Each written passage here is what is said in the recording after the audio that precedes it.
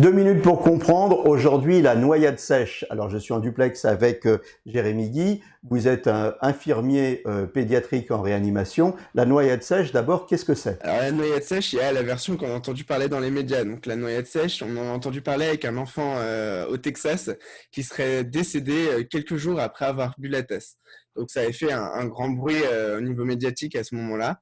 Et en fait, quand on s'intéresse au mot noyade sèche, on voit tout de suite qu'il y a une incohérence dedans, parce que la définition même d'une noyade, c'est de l'eau qui va rentrer au sein des poumons, et qui va empêcher les échanges gazeux, qui va créer plein de petites anomalies au niveau des échanges gazeux au niveau du poumon, et du coup qui va empêcher l'oxygène d'arriver dans le sang, pour résumer.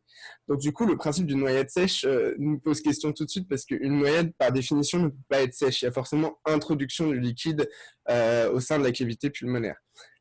Quand on regarde un petit peu les écrits et ce qui s'est passé par exemple avec cet enfant au Texas, on voit que ça a plus été une inhalation d'eau, c'est-à-dire qu'il a bu la tasse, c'est vrai, l'eau a stagné au niveau de la base de ses poumons et ça a créé ce qu'on appelle une infection pulmonaire. Une infection pulmonaire qui peut être créée donc par inhalation de liquide, ce qui va être le cas par exemple chez la personne âgée qui va faire ce qu'on appelle une fausse route et qui va ingérer du liquide qui va stagner au niveau des poumons, et tout liquide qui stagne dans des cavités comme ça va permettre le développement de bactéries.